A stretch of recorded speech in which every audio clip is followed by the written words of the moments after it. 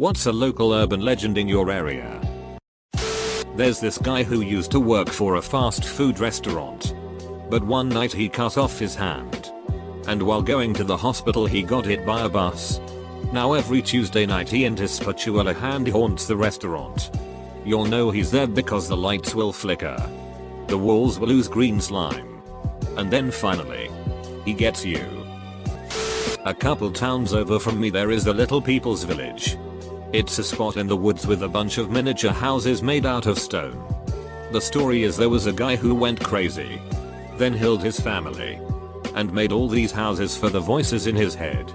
There is also a throne. And it is said that if you sit in the throne, you will die within 7 years. People mostly go up there to drink, do drugs, and have sex. I live in the city of Yonkers outside of Nick. The son of Sam was a resident here and supposedly was caught up in a local devil worshipping cult that operated out of a park nearby. It is said that the son of Sam took the fall for cult who were all involved in the murders. Supposedly there were politicians and police officers also in the cult so that they needed a cover up. It makes for an interesting story if nothing else. The Albinos of Hicks Road, San Jose, California. There is an albino community that lives there. The sun hurts their skin, so they only come out at night. When you drive down the road, your car lights also hurt their skin, so they hide behind trees. The albinos will chase your car. There is often a white van parked along the road, and the driver will try to get you to help him fix his car, only to kidnap you, grape you, kill you, etc. I mean, none of that stuff is even remotely true. But it's been an urban legend for several decades now. That a river in the area takes 3 lives every year because Native Americans put a curse on it a long time ago. That's awesome.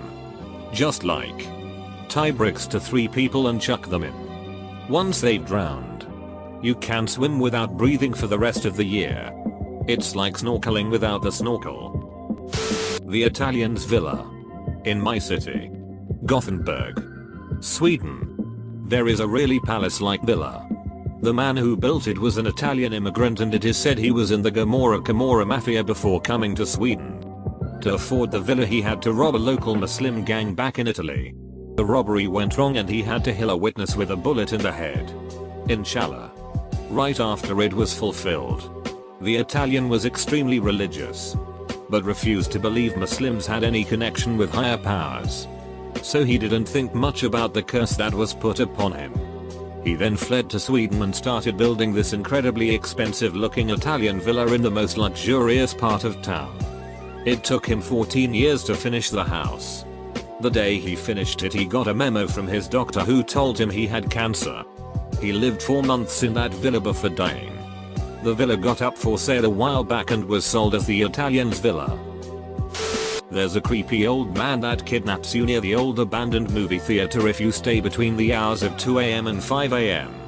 Great way to reduce loitering. Yup. And if it stops working, just pay a creepy looking old man to walk by the area once or twice a month. Not really an urban legend, but here I go. We have kind of a big industry in my hometown based on mining white sand.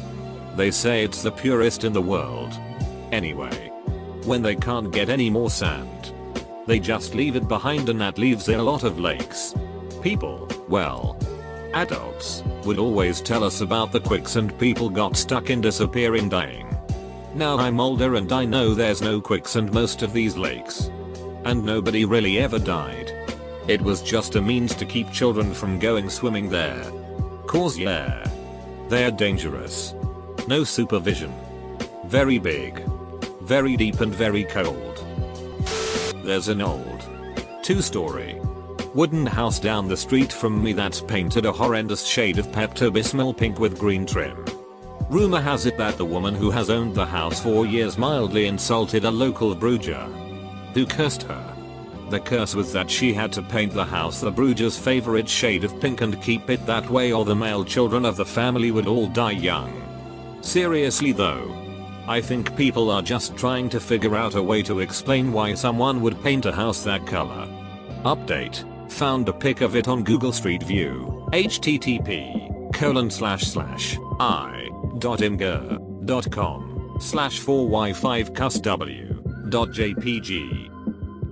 There is a historical farm near my hometown where it's rumored the owner committed murder. It's believed he was a well-respected man who acted as the local minister. He once told the congregation that he was better off preaching to rocks, so he put a bunch of stones in the pews and preached to them. Onto the murder. He supposedly impregnated his daughter. He was so mad at this that after the birth he held the baby and his daughter in the basement. A friend of mine swears she talked to a ghost of the girl when she was younger. Not my current local area, but my hometown has this myth of the woman in white, who was ennobled during the 16th century, and was locked in and left to starve in the basements of the building that is now the town hall. People always told tales of encountering the phantom in the toilets. What a great way to ruin a legend. We have a crybaby bridge. But after a Google search, it seems lots of places have crybaby bridges. Basically, you park under it at midnight, honk, and then you hear a baby crying and a white hours runs by or something.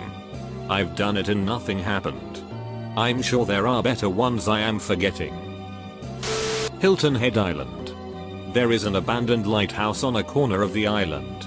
It was abandoned because a long time ago a slave hung herself, and after that some freaky shit started going down, so people left. If you go there at night you can see a shadow of a figure hanging, bouncing off of the lighthouse, and you can also hear her laughing. In the village that I grew up in the 1990s, there was this odd guy who always used to cycle around. As I remember, he was in his 30s and would wear slightly dirty jeans and a leather waistcoat over a dirty t-shirt. He looked a bit like a troublemaker, but no one ever saw him walking, much less speaking to anyone or making trouble. He was just always cycling around. By both adults and children he was known as Hubby Cat Kriller, and the story went that he would steal pet cats and torture them to death. He also wore a necklace on which he strung cat teeth. This last bit was the piece of tangible evidence which made the story true, though I think it was more a Crocodile Dundee look he was going for, and the teeth probably weren't feline. Fast forward a few years and something terrible happened in the village that would reveal Herbie's true motive for cycling around all the time. A 16-year-old girl from my school was murdered. It was horrible. Really, and during the early days of the investigation, Herbie disappeared. Naturally, people were suspicious, but then the guy who actually did it was found pretty quick and Herbie went back to his old habits. Anyway, it all came out after that, in discreet police plus village rumor mill, that what Herbie was actually doing was cycling around and keeping track of when families went on holiday. He would then tell local gypsies there were a lot of camps around our area, who would then break into garages and steal tools, motorcycles and other stuff, cutting him in on the profits. Probably the Triclops. He was some former mutant man created in a lab during WW2. The Triclops stands well over 2 meters tall, has skin made of silver, is incredibly strong, nocturnal, and lives in the catacombs. He eats chickens and other small animals. Sometimes the remains of his meals can be seen near the various entrances to his underground domain. Sometimes if it is quiet enough you can even hear him underground. Built in 1886, the Ohio State Reformatory was designed to humanely rehabilitate first-time offenders, and was initially applauded as a positive step toward prison reform. However, conditions rapidly deteriorated. After 94 years of operation, the prison's legacy became one of abuse, torture, and murder. Denounced by civil rights activists for its brutalizing and inhumane conditions, the prison eventually shut down in 1990. Now, within the decaying walls of this still abandoned prison, the restless spirits of its prisoners and workers are said to still remain confined. Edit, link. Dodohio.com. Sorta kinda an urban legend from my area. Lansingburg, New York, the old high school The legend has it that early in the 1900s a teacher went insane and slaughtered as many students as he could with an axe in room 243. This room is haunted at night by the ghost of the teacher, ranting and raving and waving his bloody axe, and by the students running and screaming in panic. Satanists and human sacrifices on the mountain. Supposedly in the 70s a professor started a Satanist cult, and they would go up this mountain road and block it with their car. Then when you drove up and had to stop, they'd pull another car in behind you and trap you, then sacrifice you to Satan. There's a spot on the mountain called the King's Chair, and that's supposedly where the killing would happen. It's easy to hike to and sort of looks like an altar, I guess. There are also satanic symbols on the mountain, and no matter how many times they are sandblasted off they reappear. Also the Goatman of Popeleg Bridge. Indiana folk legend of the Blue Hole. Southern Indiana is prone to sinkholes due to limestone being weathered out from the previous ice age. This part is true, they are everywhere down here. The legend goes that there is a blue hole, a sinkhole filled with crystal blue water, the kind you find when a quarry floods. Legend goes that no one has ever reached the bottom because it separates into an elaborate underwater cave. Even after professional dives, some teens drowned in the blue hole and their bodies were never found. The blue hole just swallowed them up. This one is mild compared to other Indiana legends, but geographically the blue hole is closest to where I am. I live in Worthington, Ohio. In our town we have the legend of the White Bride. Supposedly in the late 1800s a wedding was being held in our town square. Through a series of unfortunate events a horse and buggy ran wildly across the village green and into the wedding party. The bride was instantly healed. Now, the legend goes if you go to the village green on the anniversary of the tragedy you can hear the gallop of horse hooves and the scream of the bridge as she was run down. It's a big thing for the kids in our town to gather on the green on this night and see if they can hear it. There's a weird soldier doll on the edge of my town with bullet holes in it, and a bunch written on them. It is said that whoever writes their name on the doll gets killed by it the following night. Try writing something else on the doll. Perhaps starvation. If it works, you end world hunger. If it fails, well, see you in heaven. I have two in my area. The glowing house. There is a house on State Line Road that divides Arkansas and Oklahoma. It sits on about 10 acres of land on a hill that is completely fenced off and posted. At night, you can clearly see the house has sort of a blue glow to it. There are absolutely no exterior or interior lights on. Also, the house is abandoned. Has been for as long as I can remember. Gravity Hill. There is a hill located nearby. Don't recall the city off the top of my head, where a bus full of kids crashed and all were healed, allegedly. Legend has it that if you go to the top of the hill, put your car in neutral, that you will remain at the top of the hill without moving backwards. People say it is the spirits of the children pushing the car up the hill to keep you safe. I have heard some people say that they put baby powder on their back bumper and will see little handprints afterwards. I live about 15 miles outside of Stull, KS. There's a cemetery there with a church, behind which there is purportedly a staircase that is one of the 7 gateways to hell. The church is old, so it's just stone walls and no roof. But allegedly no rain or snow will fall inside of the church, and if you manage to find the staircase, it descends forever and you can never reach the surface even if you turn around just moments after beginning your descent. There was a large tree near the church that was supposed to have been used to hang witches once upon a time, but the tree was recently destroyed. There's a rumor that, when flying over Kansas several years ago, the Pope refused to fly over Stull. It's a very popular spot for drunk high school kids to go visit on a dare in the middle of the night. Sadly, the walls of the church were knocked down a few years ago as well, but you can still tell where it was and the staircase remains. It's supposed to be difficult to find, and I've never bothered to look very hard for it. But a lot of people insist that there really is a set of stairs descending into the ground.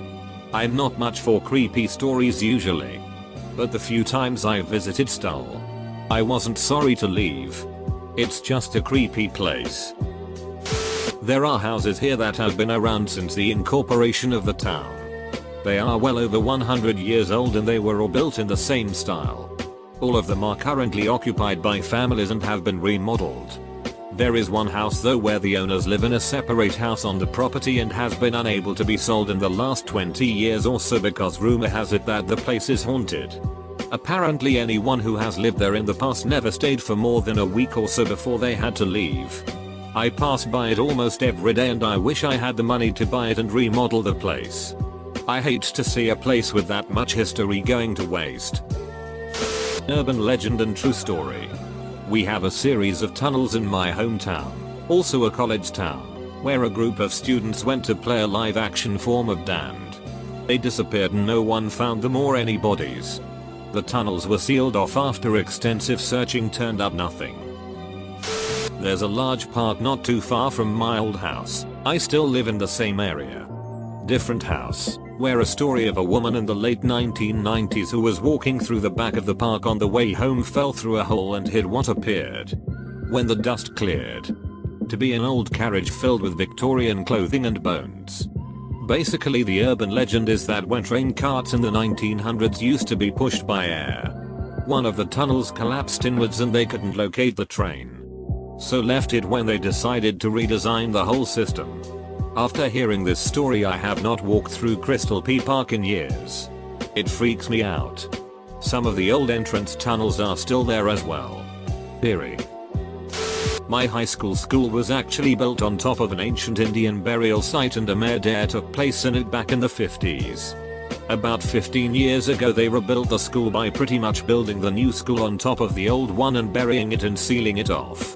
As such it is believed that the ghost of the girl who was murdered and the girl who murdered her owned the halls of the abandoned school. Empowered with the spiritus of the ancient Indian burial site waiting for their moment to attack the school. Along with that they were blamed for everything bad that happened in the school. Where I am from, there is a hotel that burned down some years ago. A rumor was a little girl was trapped inside and now haunts the 4th floor or some shit. People would say they saw a girl standing on the balcony in the middle of the night while driving by. As a kid, while attending a wedding, all of us youngsters went up there and the whole floor was doing reconstruction. We thought this is it, we will finally see her. Wasted a good hour doing nothing but spooking or self-lying about seeing ghosts. Also, I lived in England for a small amount of time. And rumor there was a girl was babysitting and every time she put the baby to sleep, it would cry and point at the scary stuffed clown in the corner. After this happened about 2-3 times the babysitter called the parents to see if she had their permission to move the clown out of the room. However, once getting a hold of the parents, they stated they didn't own any clown toy since the wife was afraid of them. When going back into the room, the window was broken open and a ladder at the bottom. Apparently, some people were stealing babies and killing them or just keeping them, and this was the rumor on how it was done. Someone would dress up like a clown and hide in the toys in the room. There is an old 10th century castle, think military outpost. Not fortified housing for the local noblemen. It is said to be cursed and turns anyone who lives there into an evil bandit. Turns out this comes from the fact that the noble family that had it built turned to a life of pillaging about 3 generations later, around 1050, and was therefore crushed by the Dukes of Burgundy, who didn't really like their noble families to mess with their territories. Afterwards it was used to protect the valley of the Saône below, and the real castle of the Dukes that is still standing about 10 kilometers away. During the 18th and 19th century the castle, now mainly a ruin, housed hermits, mostly religious shut-ins. The last of whom were chased away by the locals after things went missing in random farms. There's a cemetery in the area with a special feature on one of the graves. The coffin is under a large stone and suspended from above ground chains, so it sort of floats below ground level. You can supposedly see the coffin through cracks where the ground has settled around the stone. At one point, there was a bell or bells hung from the chains, but those are long gone. The purpose of this arrangement was that if the person was buried alive, their movement would make the bells ring and they could be disinterred. The legend is that if you go there around the anniversary of the person's death, you can hear the bells ringing. Not a creepy one, but a local legend myth what have you in Gainesville. Florida. Is that Tom Petty? Who grew up there? Wrote the song American Girl about a University of Florida student who committed suicide by jumping off BT Towers. BT Towers are a pair of apartment-style dorm towers on the edge of UF's campus. SW 13th Street, one of the busiest streets in the city, runs right next to the towers. The general name for 13th is US Route 441. She can hear the cars roll by out of 441. Like waves crashing on the beach. And obviously the lyrics are about a girl freaking out about whatever.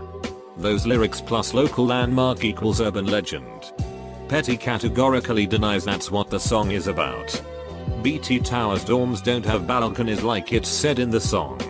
And it's not even clear if a student living there committed suicide at that time. But Gainesville residents and UF students love to play it up.